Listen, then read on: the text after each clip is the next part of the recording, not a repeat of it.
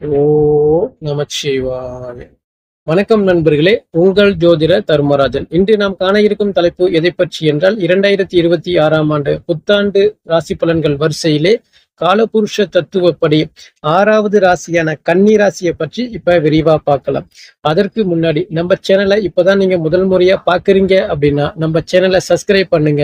கூடவே பெல் பட்டனையும் அழுத்துங்க. அப்பதான் நான் போற ஒவ்வொரு வீடியோவும் உங்களுக்கு உடனுக்குடனா வரும். வாங்க வீடியோக்குள்ள போகலாம். அனைவருக்கும் ஆங்கில புத்தாண்டு நல்வாழ்த்துக்கள் 2026.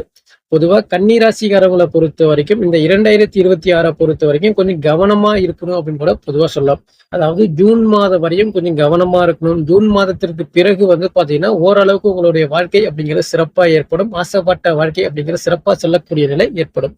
பொதுவாக கன்னிராசிக்காரங்களை பொறுத்த வரைக்கும் உங்களுக்கு கண்டக சனி அப்படிங்கிறது நடந்துட்டு இருக்கு.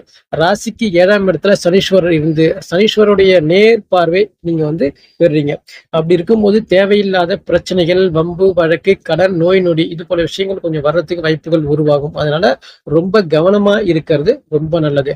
அந்த கண்டக சனி காலகட்டத்துல பாத்தீங்கன்னா நீங்க உண்டு, உங்க வேலை உண்டு அப்படின்னு இருக்கிறது ரொம்ப நல்லது.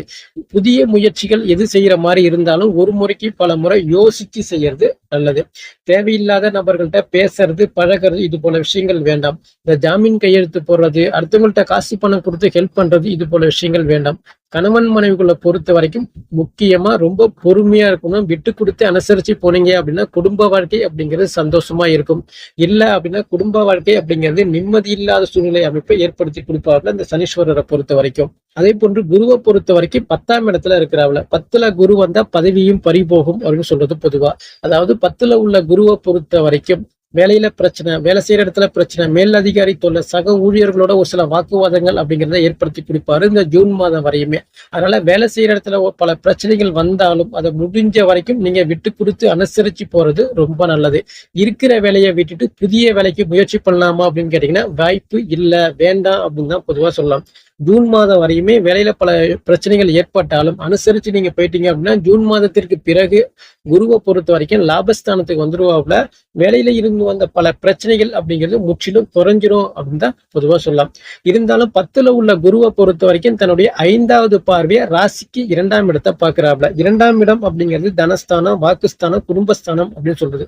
பொதுவா இந்த குடும்பஸ்தானத்தை குரு பார்க்கும்பொழுது குடும்ப வாழ்க்கை அப்படிங்கிறது சிறப்பான முறையில செல்லும். அங்க கண்டகசனி அப்படிங்கிறது குடும்பஸ்தானத்தை கொஞ்சம் கெடுத்தாலும் இந்த குருவை பொறுத்த வரைக்கும் ஓரளவுக்கு மேட்ச் பண்ணி போயிடுவீங்க அப்படின்னு தான் பொதுவா சொல்லலாம். ஓரளவுக்கு மதிப்பு, மரியாதை, அந்தஸ்து உயரக்கூடிய நிலை உங்களுக்கு சிறப்பான முறையில இருக்கு. நல்ல வருமானங்கள் அப்படிங்கிறது ஏற்படும். குருவை பொறுத்த வரைக்கும் 5வது பார்வையா ராசிக்கு 4ஆம் இடத்தை பாக்குறாப்ல. அந்த 4ஆம் இடத்தை குருவும் பாக்குறாரு, சனீஸ்வரரும் பாக்குறாப்ல 10வது பார்வையா. அப்படி இருக்கும்பொழுது இந்த கன்னிராசிக்காரங்களை பொறுத்த வரைக்கும் ஜூன் மாதம் வரைக்குமே வண்டி, வாகனம், தோட்டம், துறவு, அசிய சொத்துக்கள் யோகம், வீடு வாசல் கட்டக்கூடிய அமைப்பு ஏற்படும். இல்லைன்னா புதிய வீடு வாகனங்கள் வாங்கக்கூடிய அமைப்பும் பல நபர்களுக்கு ஏற்படும்.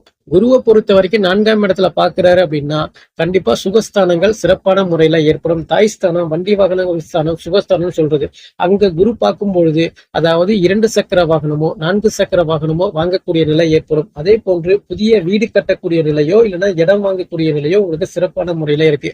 மாணவர்களை பொறுத்த வரைக்கும் படிப்புல நல்ல முன்னேற்றங்கள் ஏற்படும். நல்ல முறையில படிக்கக்கூடிய நிலையும் உங்களுக்கு சிறப்பான முறையில இருக்கு. குருவுடைய 9வது பார்வை ராசிக்கு 6ஆம் இடத்தை பாக்குறாப்ல. 6ஆம் இடத்துல ராகு இருந்து ஒரு சில கடன், வம்பு வழக்கு, பகை, நோய் நொடி இது போல விஷயத்தை ஏற்படுத்திட்டு இருந்தாலும் உங்க குரு பார்வை இருக்கிறதால பெரிய வம்பு வழக்கு, கடன், நோய் நொடி இது போல விஷயங்கள் வர்றதுக்கு வாய்ப்புகள் இல்லை. அப்படியே வந்தாலும் அது உங்களுக்கு சாதகமா முடியறதுக்கு வாய்ப்புகள் உண்டு அப்படின்னு கூட பொதுவா சொல்லலாம்.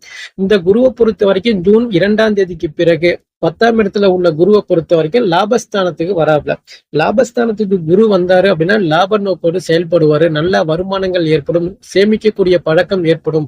மூத்த சகோதரருக்கும் உங்களுக்கும் இருந்து வந்த நட்புறவு அப்படிங்கிறது சிறப்பான முறையில ஏற்படும். இதுல இன்னொரு விஷயம், சனீஸ்வரரை பொறுத்த வரைக்கும் தன்னுடைய 3வது பார்வையை 9ஆம் இடத்தை பாக்குறாரு. 9ஆம் இடத்தை சனீஸ்வரர் பார்த்தாவே பூர்வீக சொத்து, பூர்வீக இடம், பூர்வீக சம்பந்தமான விஷயத்துல பிரச்சனைகளை ஏற்படுத்திட்டு இருப்பாரு. அங்காளி பங்காளிக்குள்ள மனஸ்தாபத்தை ஏற்படுத்துறது, ஏதாவது வம்பு வழக்குகளை ஏற்படுத்திட்டு இருந்தாலும் இந்த லாபஸ்தானத்துல வந்த குருவை பொறுத்த வரைக்கும் அந்த பிரச்சனைகள்ல இருந்து நல்ல தீர்வுகள் கிடைக்கக்கூடிய நிலை உங்களுக்கு சிறப்பான முறையில இருக்கு.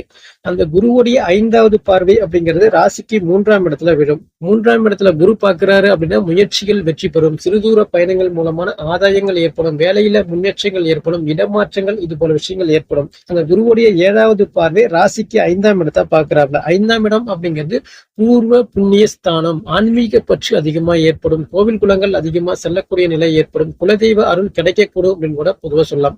பிரிந்த காதலர்கள் கூட மீண்டும் ஒண்ணு சேரக்கூடிய நிலை ஏற்படும். பல நபர்களுக்கு புதியதாக காதல் மலரக்கூடிய நிலையும் சிறப்பான முறையில இந்த வருஷம் உங்களுக்கு இருக்கு. ஜூன் மாதத்திற்கு பிறகு புத்திரப்பாக்கியம் இல்லாத நபர்களுக்கு இந்த வருஷம் குழந்தை பிறக்கிறதுக்கு நிறைய வாய்ப்புகள் உருவாகும் அப்படின்னு கூட பொதுவா சொல்லலாம். குருவுடைய 9வது பார்வை ராசிக்கு 7ஆம் இடத்தை விழுது.